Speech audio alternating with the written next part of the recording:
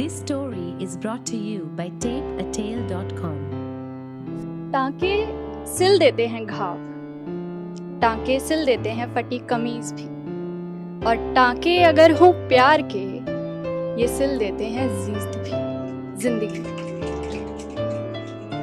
उस वक्त पापा का ट्रांसफर गुवाहाटी से हैदराबाद शहर में हुआ था। वैसे तो हमारा घर हरियाणा में है, मगर पापा इन दूसरे दूर दूर के शहरों में अकेले ही रहा करते थे और घर आ जाया करते थे लगभग हर 3 महीने में। कभी 10 दिन की छुट्टी, कभी अगर लक रहा तो 1 महीने की। मेरे पापा मिलिट्री में हैं। वो अपनी ज़िंदगी के 30 साल दे चुके हैं फौज को, और ये सफ़र जो है ना, ये अब भी चल ही रहा है। मगर यार, आसान नहीं होता घर से दूर रहकर घर वालों के लिए काम करना। लेकिन हमने पापा के मुंह से कभी कोई ऐसी शिकायत नहीं सुनी जो उन्हें अपनी ज़िंदगी से हो। शिकायतें तो हैं, ये हमें मालूम है, हम मगर बस कभी सुनी नहीं उनके मुंह से। हम पापा से अक्सर फ़ोन पे ही बात किया करते थे, कैसे हो, तबीयत, खाना पीना, शहर, मौसम कैसा है, बस ये सब। कहते हैं कि बढ़ती उम्र के साथ बढ़ती हैं परेशानियां और बीमारियां। कई बार पापा फ़ोन पे एक अजीब से दर्द का जिक्र किया करते थे, जो कि उन्हें अपने पेट के एक तरफ महसूस होता था। ऐसा लगता था कि अंदर से बहुत कुछ चुभ रहा है बहुत जोर से। हम हमेशा यही सोचते रहे कि बाहर रह रहे हैं तो फूड पॉइजनिंग होगी, यही सोच के हम इसे हल्के में लेते रहे। मगर एक रोज वो दर्द कुछ ज्यादा ही बढ़ गया, और चेकअप ढंग से कराने के बाद पता लगा कि वो स्टोन्स यानी कि पथरी का दर्द था। बहुत आम लगता है ना सुन के, स्टोन्स, पथरी, बहुत छोटी बीमारी है, बहुत मामूली।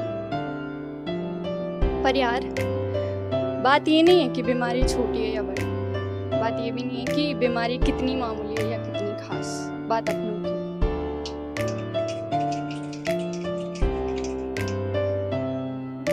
और जब बात अपनों की हो ना, तो चाहे उन्हें छोटा सा कांटा भी क्यों ना चुभे, पर तुम्हें तकलीफ उतनी होती। फिर यहाँ तो शरीर के अंदर कांच के जैसे चुभने वाले टुकड़े थे। हमने पापा से कहा कि इसका इलाज कराओ जल्द से जल्द, जो भी हो सके। तो पापा ने ये बताया कि डॉक्टर्स ने साफ साफ बता दिया है कि सिर्फ प्रेस्क्रिप्शन स्लिप से काम नहीं चलेगा। मतलब दवाइयों का सौदा तो बहुत सस्ता सौदा था। डॉक्टर्स ने साफ साफ बता दिया था कि ऑपरेशन होगा, और वो पथरी पापा के लीवर के अंदर किसी एक कोने में जाकर चिपकी हुई थी।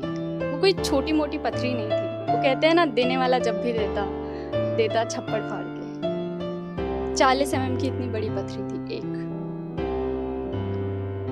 तो डॉक्टर्स ने हमें सीधा बता दिया था कि ऑपरेशन होगा, और ये जानने के बाद पापा ने ये फैसला किया कि पापा जब घर आएंगे छुट्टी पर, तब पापा इसका ढंग से इलाज कराएंगे। पापा घर आए कुछ वक्त बाद, और लकीली इस बार 1 महीने की छुट्टी पर आए, और हम सब ने सबसे पहला काम ये करा कि हमने पापा की उस बढ़ती हुई प्रॉब्लम का इलाज कराया। पापा का ऑपरेशन हुआ। वो पथरी डॉक्टर्स ने टुकड़े टुकड़े करके बॉडी से बाहर निकाले, और पापा वो टुकड़े एक ट्रांसपेरेंसी बॉटल में किसी लिक्विड में डालकर घर लेकर आए थे। यकीन मानो, मैंने गिनकर देखे थे, 27 टुकड़े थे।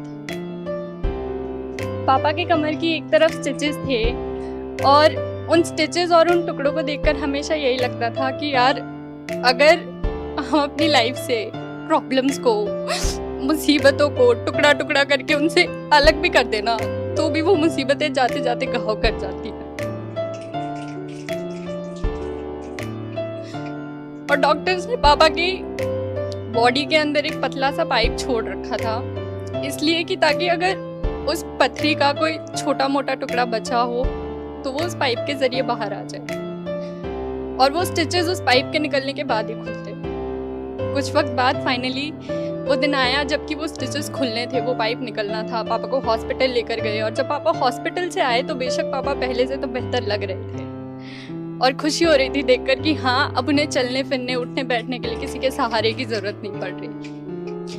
क्योंकि पहले जब उन्हें सहारे की जरूरत पड़ती थी और उन्हें सहारा देने की मेरी बारी आती थी, तो मेरा हौसला अंदर से लड़खड़ा जाता था, और फिर मुझे ये नहीं समझ आता था कि अब इस लंगड़े हौसले को किसका सहारा। मगर जब पापा हॉस्पिटल से वापस आए थे तो मैंने एक बात नोटिस करी कि पापा की कमर पर उन स्टिचेस का एक छोटा सा टुकड़ा रह गया। तो मैंने पापा से पूछा कि पापा ये तो आज निकलने थे ना फिर? तो पापा ने ये बताया कि वो डॉक्टर्स इसे बहुत खींच कर निकालते हैं, तो बहुत दर्द होता है, और जब वो इसे निकाल रहे थे तो वो धागा बीच में ही टूट गया, ये छोटा सा टुकड़ा रह गया। तो मैंने उनसे पूछा कि पापा जब ये स्टिचेस थे आपको तब दर्द हो रहा था, जब वो निकाल रहे थे आपको तब दर्द हो रहा है, ये तो अब भी है, छोटा सा टुकड़ा अब भी, आपको अब दर्द नहीं हो रहा? और पापा ने जवाब में मुझसे कहा कि हाँ हो रहा है मगर उतना नहीं। ये सुनकर मैं चुप हो गई, क्योंकि मेरे जहन में एक ख्याल बहुत जोर से जाके लगा कि यार हम सब भी तो ऐसे ही हैं। हम सबकी लाइफ में कुछ ऐसी चीजें होती हैं, कुछ ऐसे लोग होते हैं जो हमें बहुत ज्यादा दर्द देते हैं, मगर वही लोग, वही चीजें हमारे जख्मों को बांध कर भी रखती हैं, और उन्हें खुद से अलग करना उससे भी ज्यादा दर्द देगा। ये हमारी लाइफ के टाके होते हैं। तो अगर तुम्हारी लाइफ में भी कोई ऐसे टाके हैं तो यार एक बात हमेशा याद रखना कि वो टाके ना तुम्हारे घाव भरने के बाद खुद ब खुद गल के तुम्हारे शरीर से अलग हो जाते हैं। ये खुद गर्ज नहीं होते, सेल्फिश नहीं होते। Thank you.